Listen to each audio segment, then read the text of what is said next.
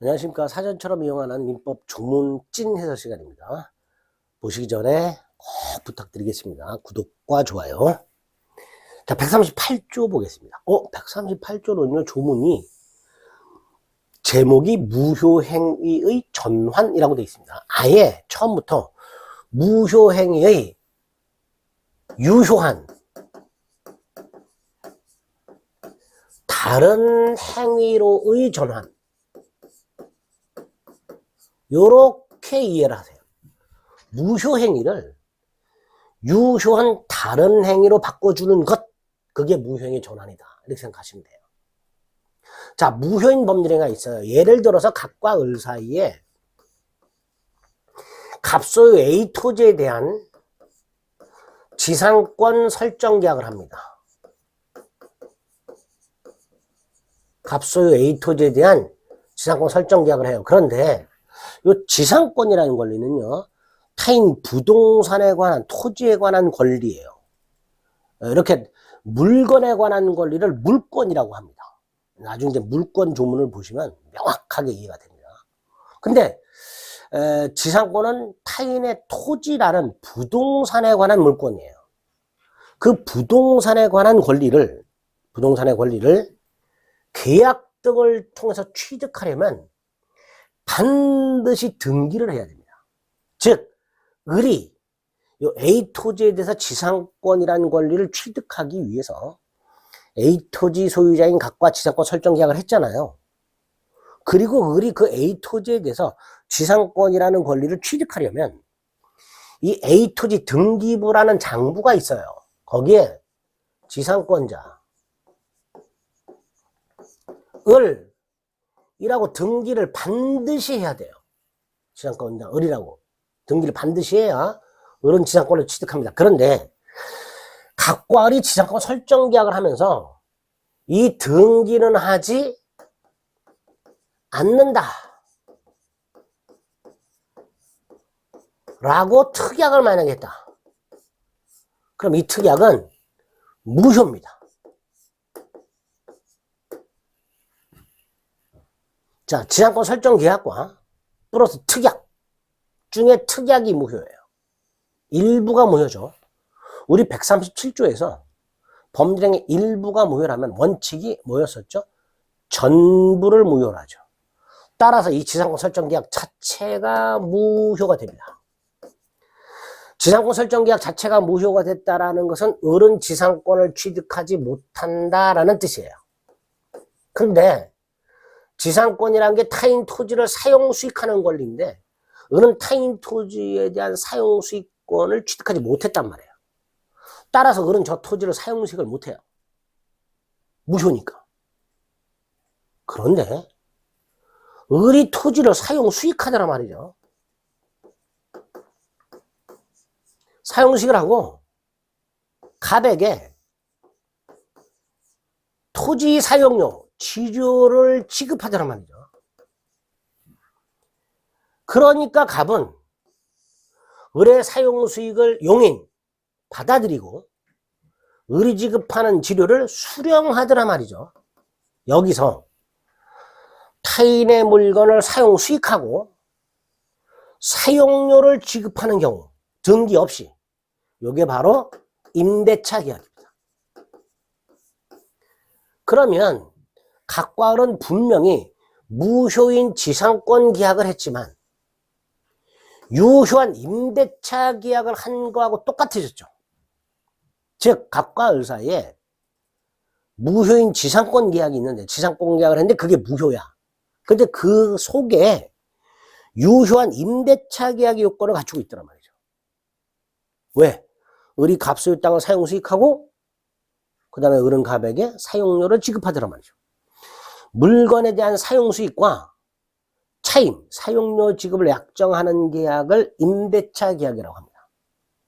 그럼 정리하면 갑과 을 사이에는 무효인 지상권 설정 계약이 있지만 그 무효인 지상권 설정 계약 속에 유효한 임대차 요건을 갖추고 있더란 말이에요. 두 번째, 갑과 을이 처음부터 지상권 설정 계약이 무효라는 것을 알았더라면 이 지상권 계약을 하지 않고 임대차 계약을 했을까? 라고 상상을 해요. 지상권 계약이 무효라는 걸 알았더라면 처음에 지상권 계약을 하지 않고 임대차 계약을 했을까? 노가 있을 수 있고 예스가 있을 수 있겠죠. 근데 보세요. 다시 한번. 이런 사용식을 하고요. 사용료를 지급한단 말이에요. 그럼 임대차 계약을 했겠지? 라고 인정할 수 있겠죠. 이거 어디서 봤는데? 137조에서 봤죠. 가상적 의사, 가정적 의사. 그죠? 이런 경우. 당사자가 무효인 것을 알고 만약에 그걸 알았더라면 다른 행위를 했었을 거다.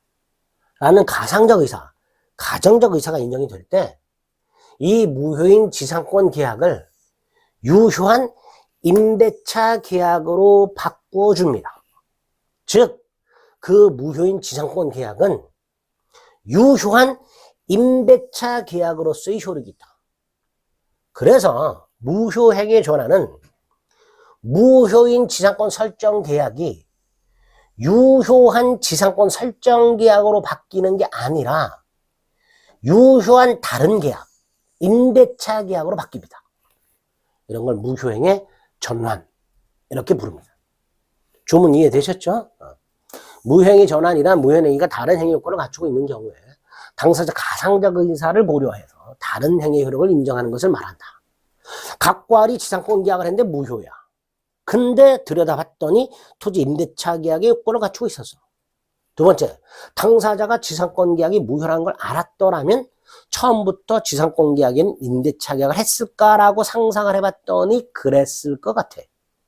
즉 가상적 의사, 가정적 의사가 인정이 될 때 그 다른 유효한 임대차 계약 효력으로 전환되는 것을 무효행위의 전환이라고 합니다.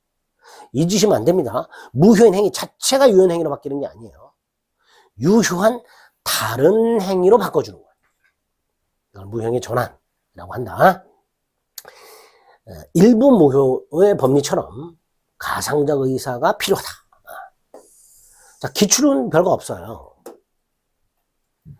강행규정 위반 행위, 반사회 질서 행위, 불공정한 행위는 절대적 무효이기 때문에 나중에 보시는 추인도 안 되고 전환도 안 되는 게 원칙입니다.